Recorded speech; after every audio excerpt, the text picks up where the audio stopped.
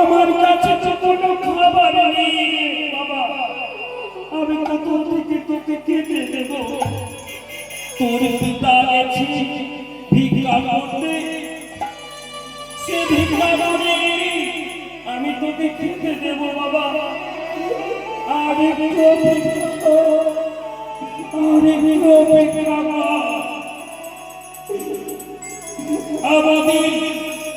আমাদের যে ভিক্ষা ছাড়া কোনো উপায় নেই বাবা।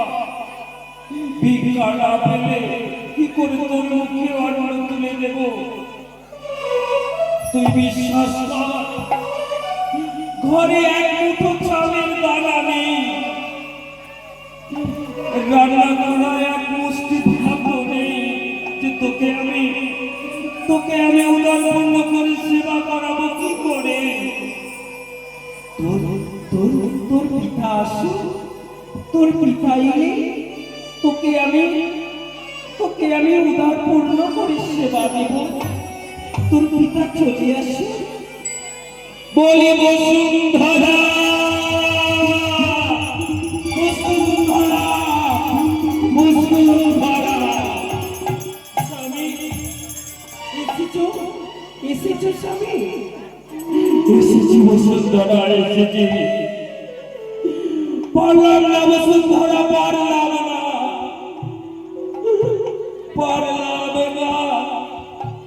লোকের দ্বারে গিয়ে তাদের চরণ ধরে কাকাতে বিরতি করে বললাম, বাবা কিছু ভিক্ষা দাও, আমায় কিছু ভিক্ষা দাও। কেউ আমাকে ভিক্ষা দিল না, কেউ ভিক্ষা দিল না। কুকুর করে কুকুরের মতো করে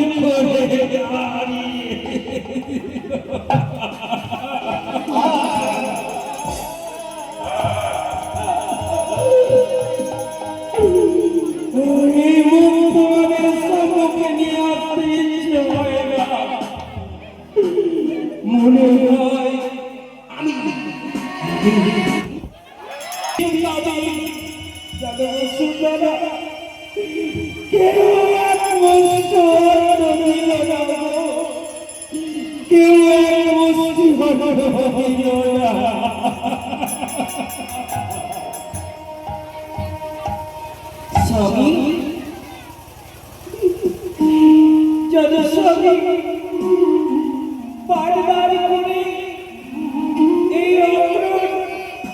খেতে চাইছি, মা খেতে দাও বলে আমার কাছে তো কোনো খাবার নেই। আমি কি করে আমার ছেলেকে খেতে দেবো? তুমি বলে দাও স্বামী।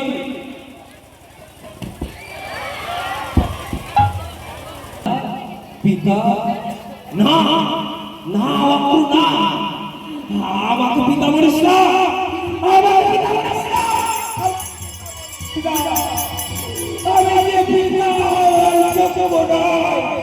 আমি যে পিতা হওয়ার যোগ্য নই। যে পিতা নিজের পুত্রকে এক মুষ্টি অন্ন খেতে দিতে পারে না, সে পিতা নয়। আমি তোর পিতা নই, পিতা বলি পিতা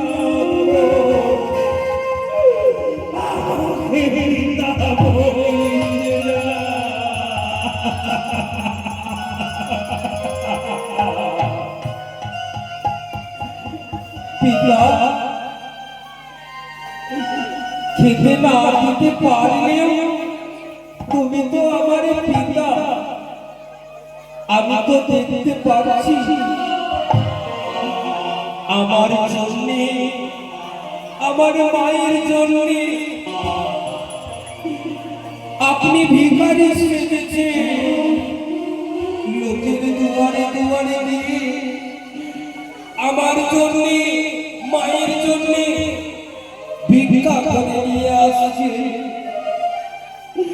আপনি আমার পিতা, খেতে শুধু দিতে না পারলে কি পিতা বলা যায় না? পিতা, আমি আর খেতে চাইব না পিতা, আমি আর খেতে চাইব না।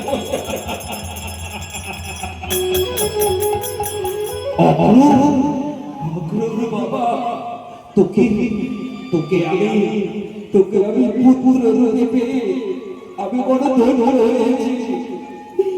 তোর মতন পুত্র যেন প্রত্যেক লোকের ঘরে ঘরে হয় বাবা। তোকে আমি মুখে জড়িয়ে ধরে আজ 3 দিন থেকে তুই কিছু খাসনি।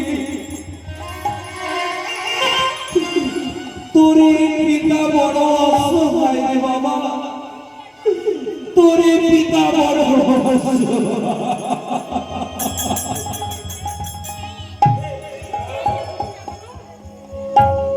স্বামী স্বামী জানো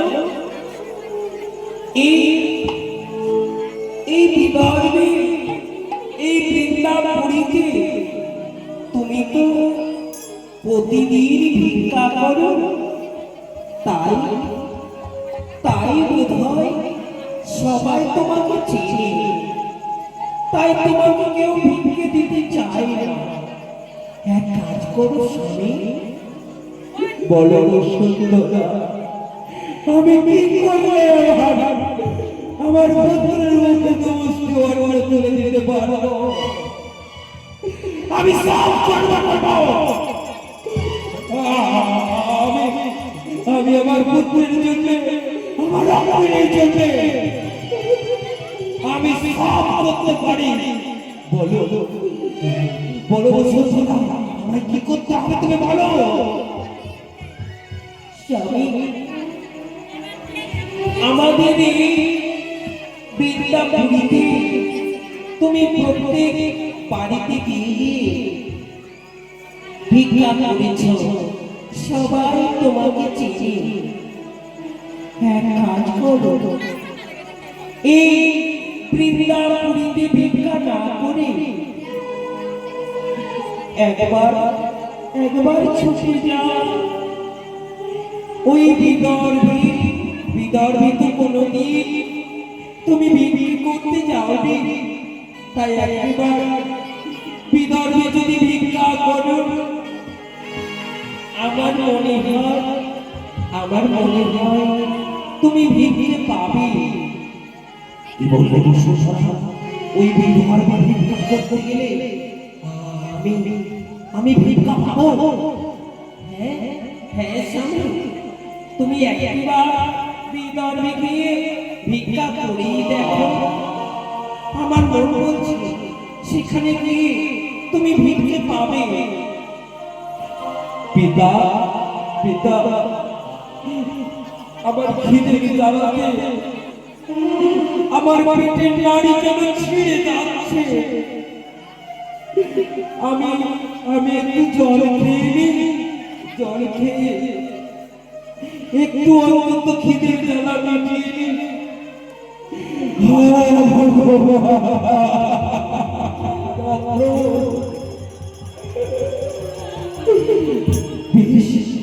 আমি যতক্ষণ না ভিক্ষা করে ফিরছি ততক্ষণ একটু জল খেয়ে খিদেটাকে কমাবে বাবা। আমি এলেই তোকে পেট ভর্তি করে খাওয়াবো। আমি আসতে গেলে যাও স্বামী, তুমি আর দেরি করো না। এই মুহূর্তে তুমি বিদর্ভে যাও ভিক্ষা করতে। বেশ বসুন্ধরা, আমি এই মুহূর্তে যাচ্ছি। এই মুহূর্তে গিয়ে আমি বিদর্ভ থেকে যেমন করে হোক না কেন কোনো না কোনো ভিক্ষা করে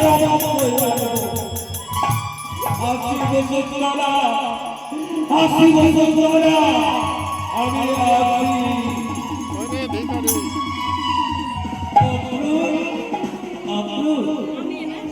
বাবা তোকে ঘরের মধ্যে নিয়ে গিয়ে কৃষ্ণের প্রতি জরাসন্ধের স্ত্রী রানী সৈরন্দী সে ওর এলাকাতে কাউকে কৃষ্ণ নাম করতে দেয় না, আর সেখানে যাচ্ছে। আমি হচ্ছি বিদর্ভের রানী। এই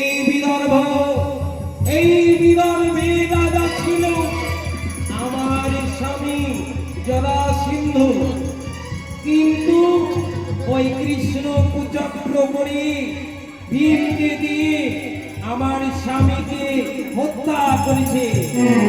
তাই তাই আমার রাজ্যে কৃষ্ণ নাম হবে না, কেউ কৃষ্ণ নাম করবে না। কোথায় সেনাপতি? সেনাপতি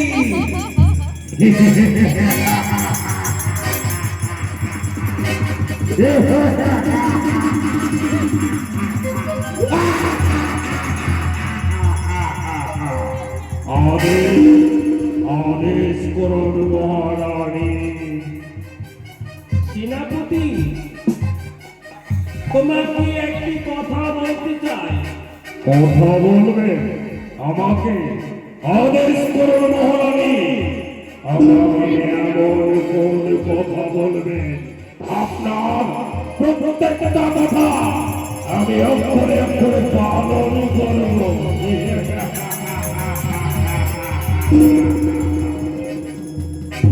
শোনো সেনাপতি, আমার রাজত্বে সবাইকে ঢোল শরৎ করে জানিয়ে দাও, কেউ যেন কৃষ্ণ নাম না করে। যদি কেউ কৃষ্ণ নাম করে তার শাস্তি হবে মৃত্যুদণ্ড। কি বললেন? কৃষ্ণ নামে বিদর্ভে বন্ধ। যদি কেউ কৃষ্ণ নাম করে তার মৃত্যুদণ্ড হবে।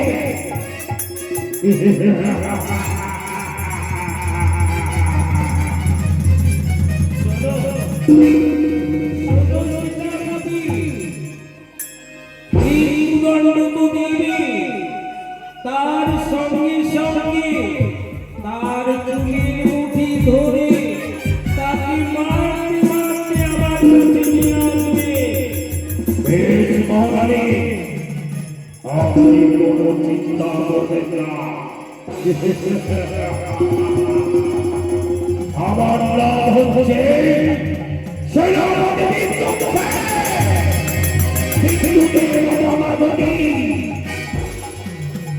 আপনি যে আদেশ করেছেন সেই আদেশ আমি অক্ষরে অক্ষরে পালন করব। কেউ যদি কৃষ্ণ নাম করে তার মাথাটা কেটে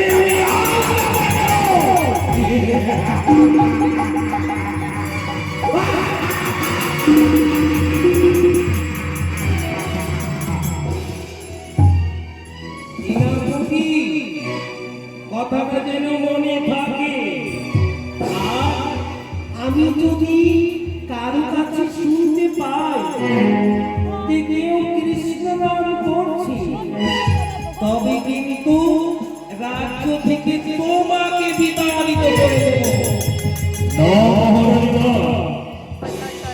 আপনাকে ভাবতে হবে না। সেনাপতি মৃত্যু সাহিত্য করে রয়েছে। কারো আস্পদে যে বিদর্ভের মধ্যে কৃষ্ণ নাম করতে পারে।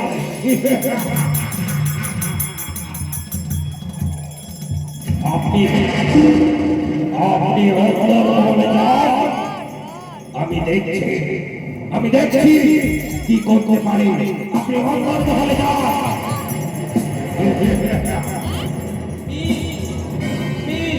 তবে আমি অন্তর্মহলে যাচ্ছি।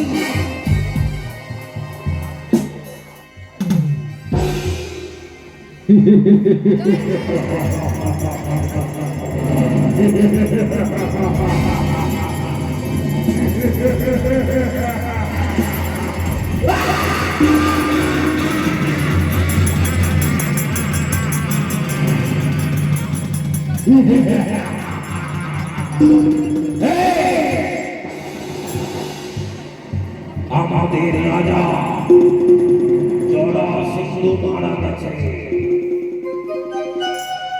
রানী হচ্ছে একা,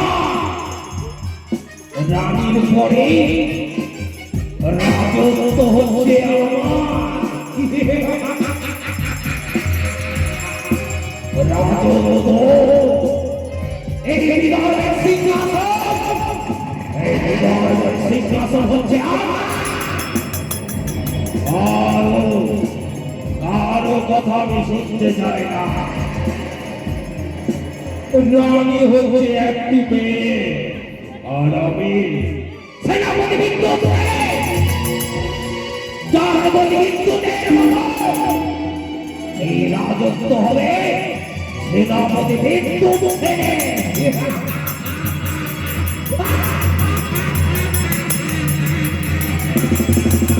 না না না, এখন চাই সারা বিদর্ভে আমি ভুল শহরত করে জানিয়ে দিই, কেউ যেন কৃষ্ণ নাম না করে। এই শোনো তোমরা, এই শোনো, এই কথা বলছি তোমরাকে, কেউ কৃষ্ণ নাম করবে না। যে কৃষ্ণ নাম করবে তার দেহ থেকে মাথাটা কেটে আলাদা হয়ে যাবে।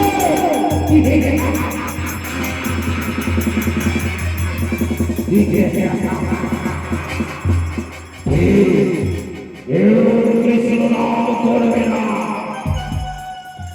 এই বিদ্যুৎ যদি কাউকে দেখতে পাই কেউ কৃষ্ণ নাম করছো, তবে আমার চাইতে আর কেউ হবে না। হয়ে যায় সমস্ত নগরে আজ দেখে আসি কে কৃষ্ণ নাম করছে, কে কৃষ্ণ নাম করে না।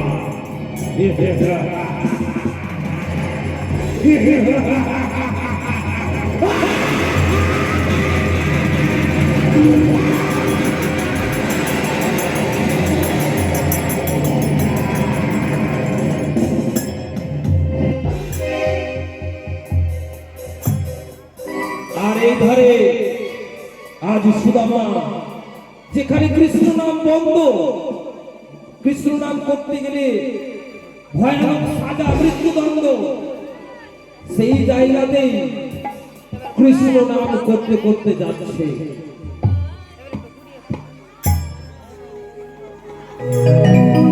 হরে কৃষ্ণ কৃষ্ণ কৃষ্ণ হরে হরে, হরে রাম রাম রাম হরে হরে।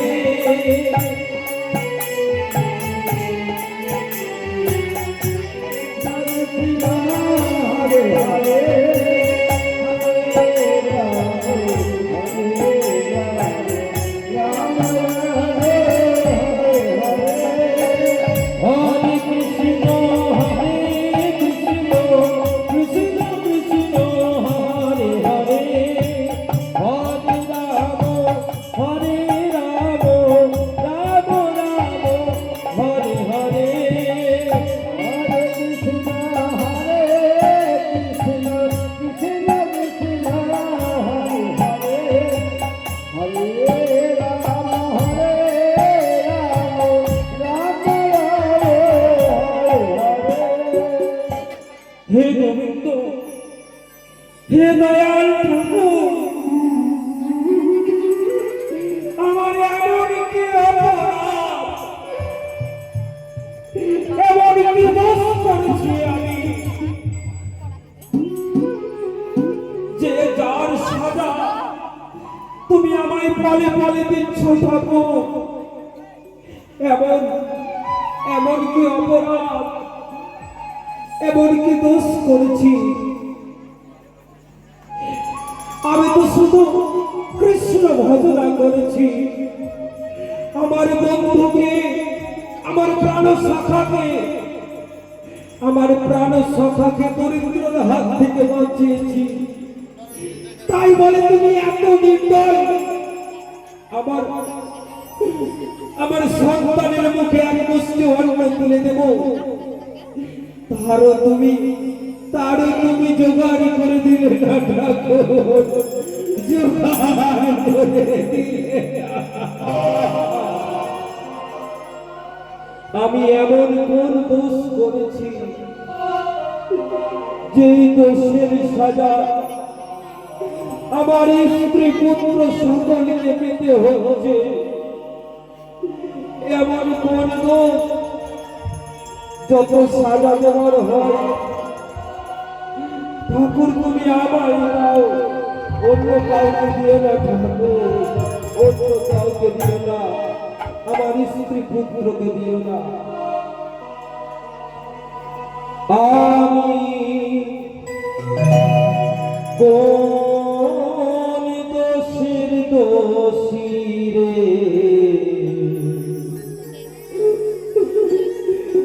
আমার অকুলে ভাষাইলি রে, এই রে বিচার